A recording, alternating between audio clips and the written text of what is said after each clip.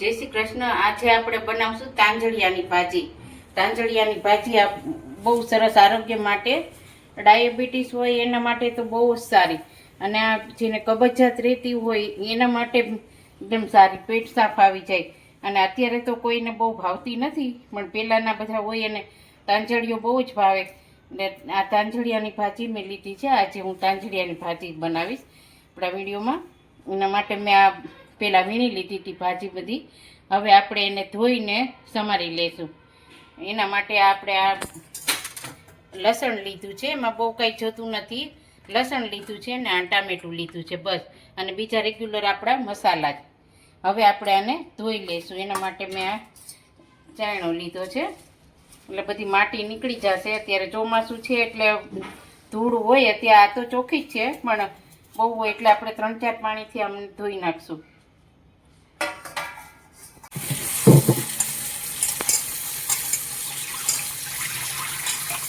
આપણે આખા પાન હોય ને ત્યાં જ ધોઈ લેશું એટલે સરસ ધોવાઈ જશે। પછી સમારવાની, સમારીને ધોશું તો નહીં મજા આવે, અને બધી માટી નીકળી જશે। તમે જુઓ છો આ માટી બહુ હોય, જો માટીવાળું પાણી નીકળ્યું છે આપણે, એટલે આને 4 પાણીથી તો ધોવી જ પડે। 4 પાણીથી આપણે ધોઈ લેશું। આ પાણી હું જવા દઉં છું।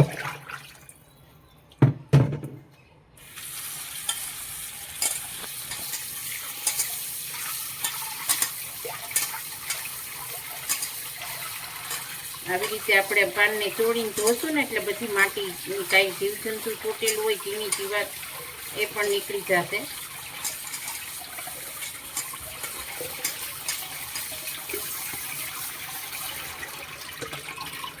જો તમે જોવો છો આ પાણીમાં પણ ઝીણો ઝીણો કચરો ને માટીવાળું નીકળ્યું છે આ પાણી પણ।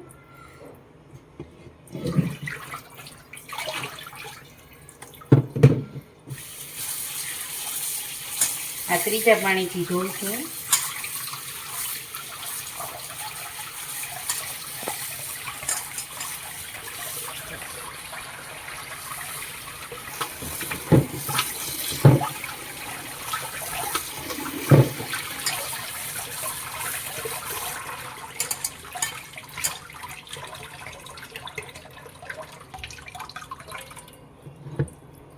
ત્રીજા પાણીમાં પણ થોડોક ઝીણો કચરો નીકળ્યો છે। હવે આપણે ચોથી વાર ધોઈ લઈશું।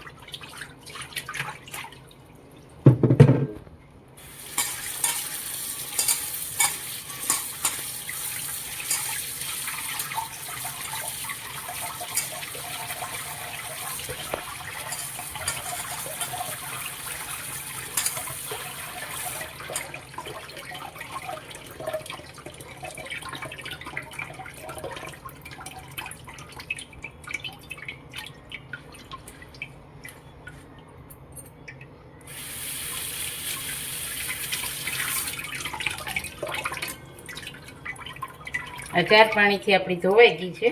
હવે જુઓ ચોખ્ખું પાણી છે ને, પાનના આ તાંજળિયાની ભાજીના પાનના થોડા થોડા ઓલા છે। હવે એટલું બધું ડોળું નથી નીકળ્યું, એટલે આપણે ધોવાઈ ગઈ છે આ ભાજી। હવે આપણે ઝીણી ઝીણી સમારી લેશું। એકદમ ઝીણી સમારવાની છે, એકદમ ગળી જશે। અને આ ભાજી જોવામાં જાજી લાગે છે, પણ ગળીને હાવ એક નાની વાટકી થઈ જશે।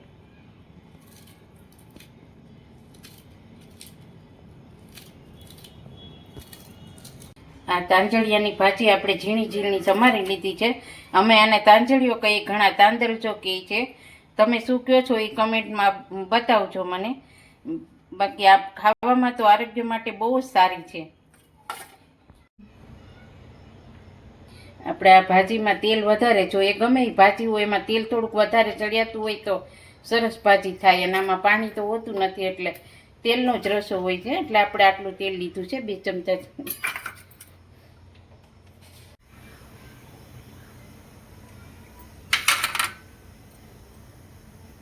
આ મેં આટલું લસણ લીધું છે, 7-8 કળી મેં ઝીણી ઝીણી સમારી લીધી છે। હવે આપણે લસણ લઈશું।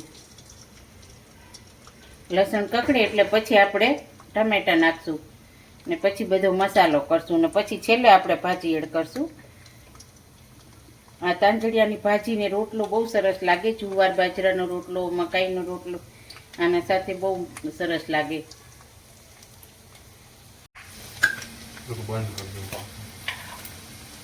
હવે આપણે ટમેટા એડ કરશું. ટમેટું તમારે નાખવું હોય તો નાખી શકાય. જ્યારે અમને ભાવે છે એટલે મેં નાખી છે. આપણે મસાલા કરશું. હળદર નાખી છે મેં. 5 ચમચી હિંગ લીધી છે. આ ભાજી ગળી થાય એટલે આપણે મીઠું તો સાવ ઓછું જ લેવાનું છે. પછી જોશું, મેં અત્યારે 5 ચમચી જ મીઠું નાખ્યું છે, કારણ કે ભાજી આમ ઝાઝી લાગે આપણને, પણ પછી ખારું થઈ જાય છે.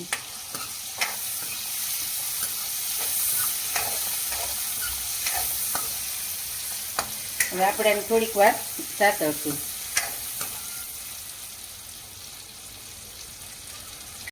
હવે મેં લાલ મરચું લીધું છે. મરચું મીઠું એ બધું આપણા સ્વાદ પ્રમાણે હોય. કોઈ તીખું ખાતું હોય, કોઈ મોડું ખાતું હોય, કોઈ વધારે મીઠું ખાતું હોય, કોઈ ઓછું ખાતું હોય. આ ધાણા જીરું લીધું છે મેં. બધા મસાલા સતળાઈ જાય પછી આપણે ભાજી એડ કરશું.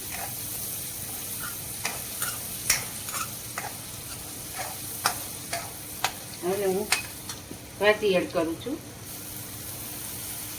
અત્યારે આમ જાજી લાગશે, હમણાં એકદમ સાવ ગળી જશે.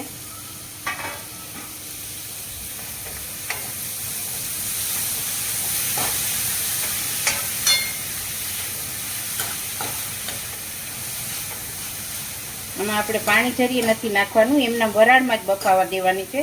એટલે એના માટે હું એનું થાળીમાં ઉપર પાણી મૂકીશ, અને જેમ વરાળમાં બફાશે એકદમ સ્વાદ સરસ આવશે ભાજીનો. હવે આપણે એને માથે થાળી મૂકીને વરાળમાં બફાવા દઈશું.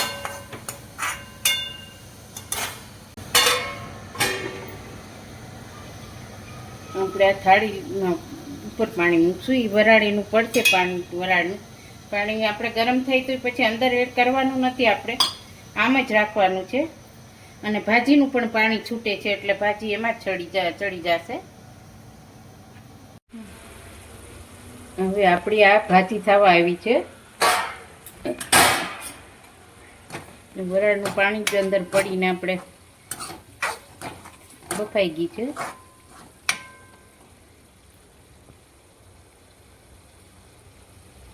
થઈ ગઈ છે. હવે આપણે 2-3 મિનિટ રહેવા દેશું, પાકી જવા જાવી છે.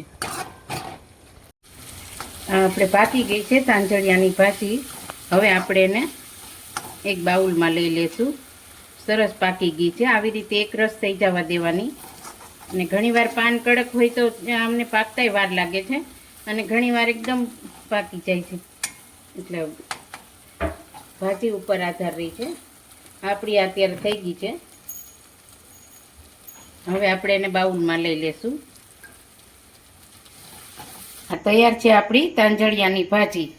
કેવી લાગી તમે મને કોમેન્ટમાં કહેજો, અને તમે પણ બનાવજો.